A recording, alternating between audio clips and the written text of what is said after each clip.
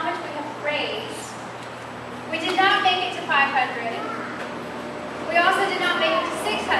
We made it over to $750.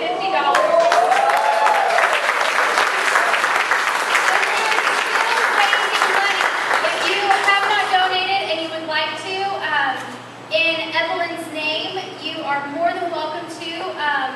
The website is still up. You can donate through her name through June 7th. But you can always donate to March of Dimes. We love it. Thank you so much for everybody that came out and supported. If you go on the website, Brian took pictures. You can go on and look. But thank you so much.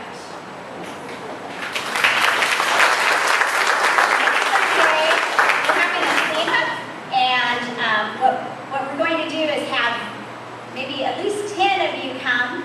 And there's a sign up in the back to come for cleanup. And I believe what we're going to do is for setup, there's going to be people here setting up. And then the cleanup is going to be back there because it really needs to be cleaned up. So if those who can come, sign up. And no work it's great in the kingdom of God. So we're going to give God the glory through everything that we do. And so if you can come, many hands make light work. And this is officially the second week of GEMS. And we already have a slight name change, but I think you're going to like it. Instead of Gals Engaged for Ministry and Service, we're going to be Gals Empowered for Ministry and Service. And so, because the Holy Spirit is in this, we've invited him. We want him to be in every nook and cranny of our lives and to be a part of women's ministry. And we have babies that are being born, and we have a lot of work to do. But we're going to have a lot of fun along the way. So next Sunday, we're having a ladies' luncheon following the service back there. And so I'd like all the gals to come, ages 10 and up. And we're going to have a really fun time next Sunday morning. The other announcements that we have coming up.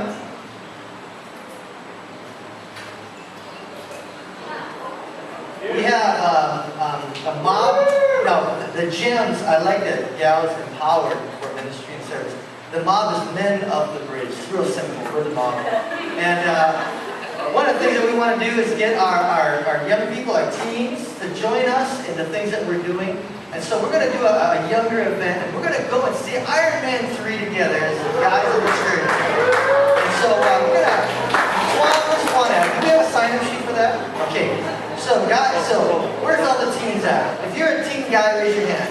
Who wants to see Iron Man 3? If you do, go ahead and sign up. We're going to go on Friday, May 10th. We don't know the scheduled times yet. And ladies, if you want to come, go ahead and come on to us. You're going to have to bear with us. Guys, all right, next slide, please. And this is Brielle and Columbus. She was 8 pounds and 13 ounces, born on Friday, April 12. So what a beautiful baby. Now, listen, church. If you're interested in helping to provide a meal for Gabby and Mackenzie, because that's something that the church wants to do. They don't live on base. They live just the neighborhood down here, Catlin Park, or something like that. And you don't have to have a pass to get on. If you'd like to do that, come see me after service. I'll have a pen and paper, and we'll organize a week's worth of dinners to bring over to them. So if you'd like to do that, you don't have to have a base pass to get to them. Let me know, and we'll organize the luncheon. Okay, next slide, please. Is that it? Yeah, that's the last slide. So who's doing our greeting today? Catherine, there she is.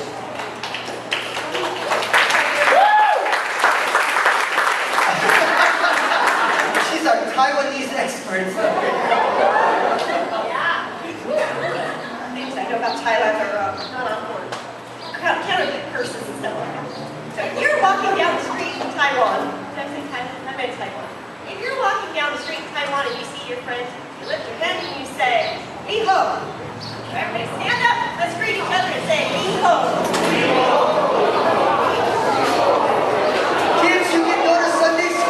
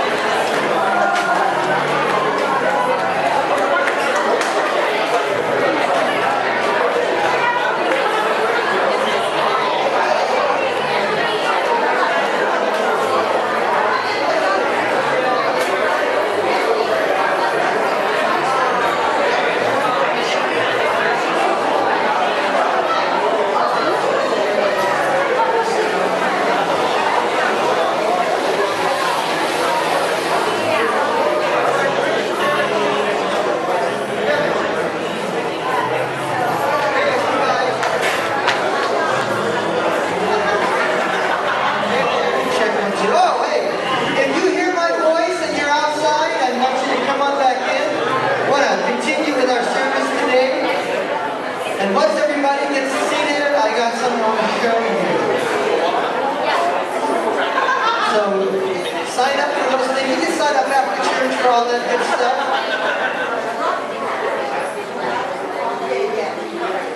But come on back in. All right, wonderful. I want to begin my sermon today by showing you a short little video, one that I already showed you on Easter Sunday, but here it is.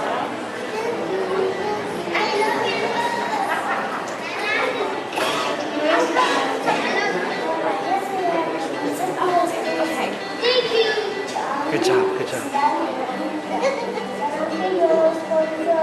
You Bill?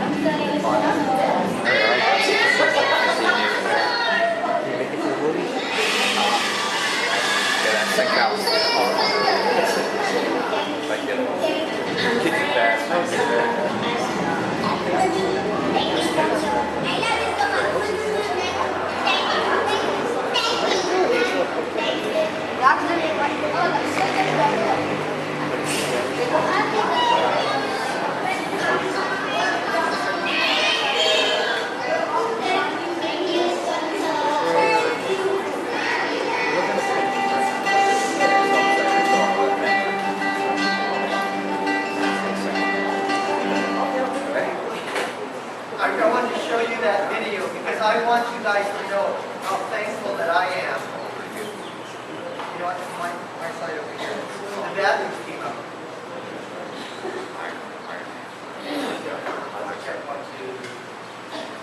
Check one, two. There you go. Okay. There you go. Okay.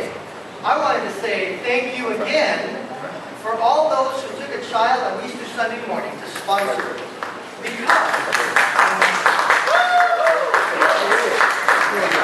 In this church, 20 children were sponsored on Easter Sunday morning. And as a result of the sponsorship, 20 children will be raised out of poverty. And what you have done is you have placed hope in the lives of these children that wasn't there before. And we talked about the power of hope and what hope means. And if you live in poverty, you don't have hope for life. And if there's no hope for life, what hope is there for a resurrection or a future? And so what you did was you brought hope into the lives of children that had no hope. I cannot begin to tell you, as a pastor, how proud I am of this church. And so, from the children, and also from me, not just to the ones that sponsored on Easter Sunday, but if in the years past you've taken a child, I want to say thank you so much for giving hope to the hopeless. And because of your generosity and your willingness to give hope, you know what I want to do today? I want to bring hope to you as well. And my message today is one that I pray that when you leave, you will be even more hopeful than you are now.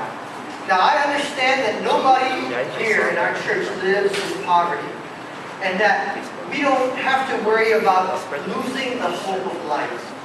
But I also understand that there's different degrees of hope. There are varying degrees of hope. And we all have hopes and dreams of some things. Children that live in poverty, they don't even have hope for life. And so what you did was you gave them hope for life. But I know that in our church, you have hopes and you have dreams. And sometimes our hopes and dreams are challenged because of circumstances in life. Sometimes we lose hope and we lose out on those dreams. Have you ever lost hope in a situation? Have you ever lost hope in a person, that you're struggling through relationships with? Have you ever lost hope for the plans that you've made? And as a result of it, you just felt great disappointment either in the person or the situation. I'll give you a great example of how so often people lose hope. In about August or September, most of the guys in church are very hopeful at the start of the NFL season, right? Their football team is starting a brand new year, and you're hopeful. But by the third week, Detroit Lion fans have lost all hope. I see Andrew back there. He said that was the second week. I lose hope early on in the season.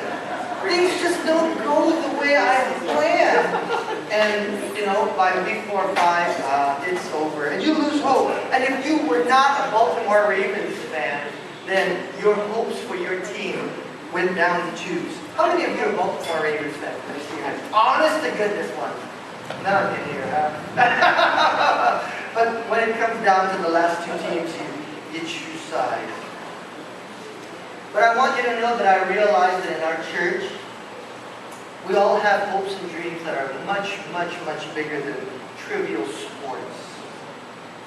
And when you have a hope or a dream in someone or something and your plans just don't work out, it's easy to get frustrated. In fact, I'm sure many times we do.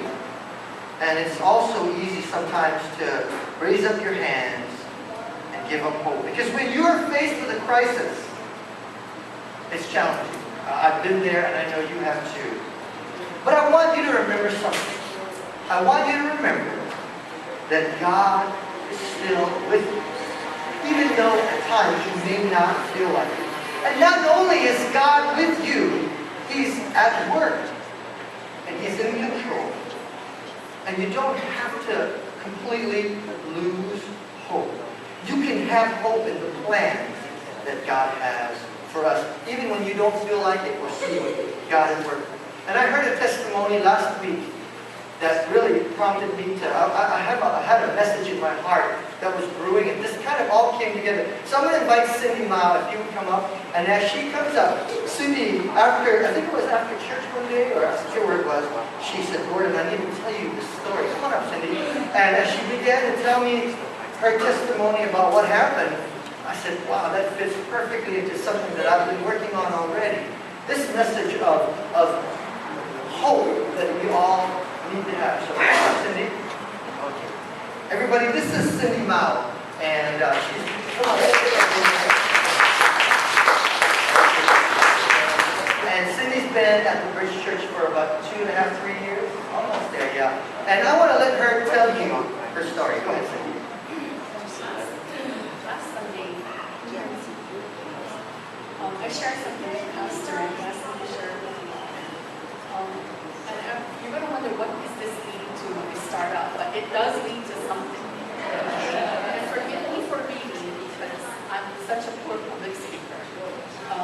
I had attended the Christian Assembly about 2 weeks ago, and I didn't know what to expect, and I was really anxious. So on the first morning, I sat in my car and I prayed. I asked God to help me focus, to comprehend and do a good job at note-taking and be a good representative of the Bridge Church. I expected this meeting to be full of budget reports and proposals and really boring things, but truly that was not the case. I learned a lot in the 2.5 days. I never realized how big the Nazarene Church is, nationally and internationally. Never paid great attention to news reports that we get, when we get them here. And I kind of only viewed my membership with the Bridge, my membership to the Bridge as only to the Bridge. I knew that we belonged to the Nazarene Church, but this experience gave me a sense of a bigger picture, bigger family. The guest speaker, Christian Samiento, was great. And Dr. Graves, who spoke here last Sunday, delivered powerful messages. And Dr. Kelly brought me to tears with his personal testimony on how we need to rekindle our faith, the passion for God and church and the lost. I was even more moved listening and relating to each pastor of the 21 churches here in Hawaii, 21, as they gave the reports of what God was doing in their lives and ministries. But there was one pastor in particular that I was pretty shocked to see there. And that's when the Lord whispered in my ear. It was Kapu people from the Kamehameha schools. Why is he here? I asked. He's a Nazarene pastor? I never knew that. Later outside, I approached him and told him that he didn't know me. but he was responsible for me being there at the assembly. And he kind of looked at me puzzled, and and then I asked, did you remember a student, my daughter, Equally Manuel? And he took a step back and he like, wow, yeah, I remember Equal. And I said, do you remember the last time you spoke to her? He thought a bit and he said, yes. I was unable to honor her request to marry her and her husband now. And I said, yes, that's right. And she was very, very disappointed. Then I gave him a big hug and I said, thank you. And he looked at me strangely and I said, you see, Pastor Gordon Wong performed her wedding. And he even married my youngest daughter. And we now attend Pastor Gordon's church. Thank you so much. He had the biggest smile. And if you know what he looks like, he's this cute little Hawaiian guy, with his smile was from his grin was from ear to ear. And it was just, I felt so blessed just sharing this with him. And he said, I'm losing my place, I'm sorry.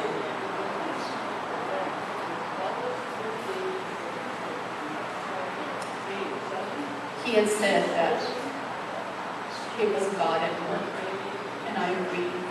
And this may not seem to be such a big deal to some, but my daughter was really disappointed that Kahu was unavailable to perform the ceremony. She even tried to change her date, and that was just crazy. It couldn't be done. She all her years at Kamehameha, Kahu Keikoa pastored her, and kids in their teenage years, the kids go through so much. And so I had met him once in one ceremony, and I never realized the impact that he had on my daughter. And it was very important to her.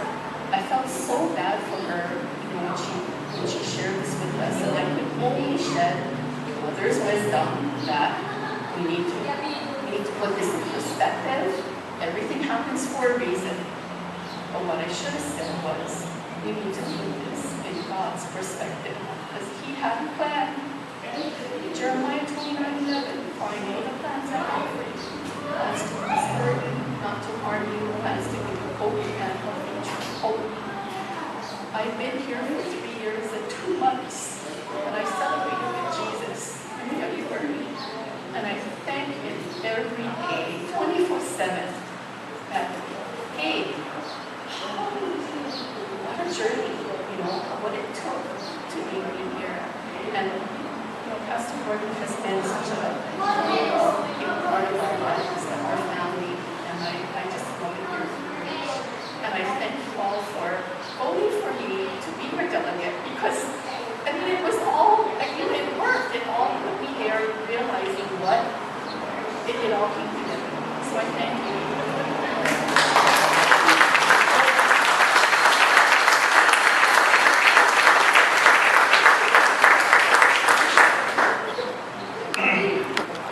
I just asked her to share, not knowing that she was going to share that verse. But if you look at your outline, that's the verse of our message today.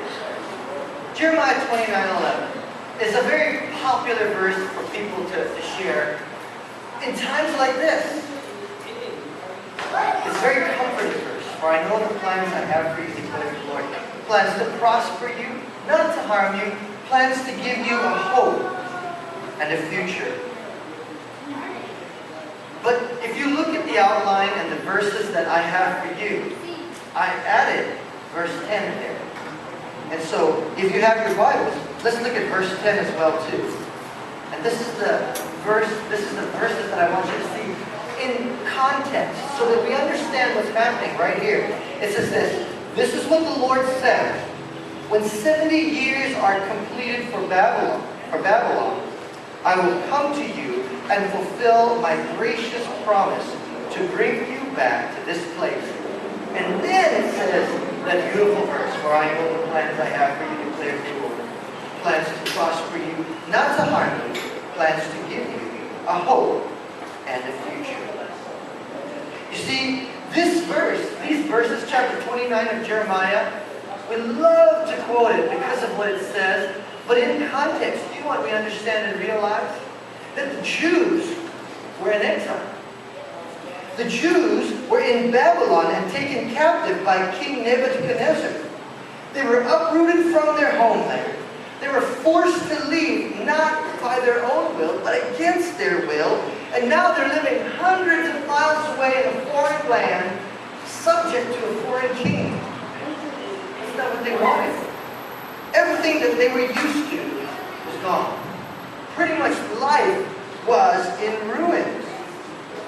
And I'm sure as God's very own people, they may have asked themselves, God, how did you let this happen? What's going on here?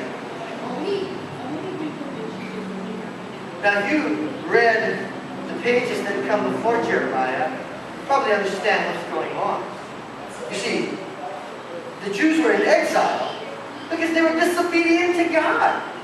They followed other gods, and as a result of their disobedience and their wandering from God, this was their punishment. And the book of Jeremiah is all about God calling Jeremiah the prophet and telling him to call the people of Israel back into a loving relationship with God. That's what Jeremiah is all about. To turn the people's heart back to God. Because the Jews had followed other gods, and now God allowed King Nebuchadnezzar to take them away to Babylon. And then, when you look at verse 10, it says, you'll be there for 70 years. But when 70 years are up, the Bible says, God says, I'm coming back to you. 70 years? That's a long time. It's a punishment for the people of Israel. And I'm not sure how you're thinking right now, but I thought to myself, is that excessive?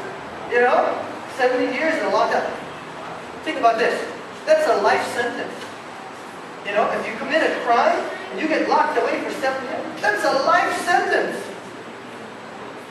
Lord, why so long? And you know what I come to realize? That is this. God is serious about His commandments. And when God gives us a command, His expectation is for His people to obey. Tell me, church, what is the first command of the 10 commandments? The one that is most important. Do you guys know? You shall have no other gods before me, or love the Lord your God with all your heart.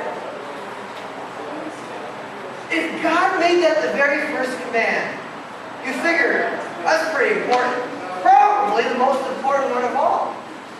And as God gave these commands to Moses, He said to Moses, you better get back down the mountain because your people, they're running off following other gods already. And Moses goes down the mountain. What does he find the people of Israel doing? Worshipping a golden calf. So what does God say the punishment for that is? Well, if you're not going to obey my commands, then let me show you the desert. And He makes the people of Israel wander the desert for how long? You guys know the story. For 40 years. You ever ask yourself why God made them go through the desert for 40 years? I'll tell you why. It's so that that generation of people and leaders would be out. A new one would come up. And that new generation was called to follow God. That's why. And so this new generation comes up. Moses leads them to the promised land. And God gives them the promised land. This is God's promise. Take this land. This is yours. Go in there. And so Moses sends these people to go in and check out the land. Can we take this land? And all the people that he sends in comes back and says, no, we can't. The walls are too high. They got giants in there. Except for 2 people, Caleb and Joshua, were faithful to God. And when Moses decided with all the rest of the others to say, no, we better not go in, God got so upset, He said, you know what you guys are going to do? You're going to roam the desert for another 40 years because you guys are not faithful to me. And so you know the story. They roamed the desert for another 40 years, and only 2 people were allowed to go into the promised land. And who were they? Caleb and Joshua. You see, God is serious about His command to obey it, to love God with all your heart, to honor and worship Him and Him alone, to obey Him completely. And so now we get to the time of Jeremiah. And God's people are wandering away. They're following other gods. They're breaking God's heart. And God says to Jeremiah, you need to lead them back to me, but their hearts are hard. And so God raises up King Nebuchadnezzar to take them into exile. And He doesn't say, you'll be in exile for 40 years. He says, you're going to go there for 70 years now. Oh my goodness. 70 years in exile. A life sentence, maybe even 2. And so, the Jews are in exile for 70 long years.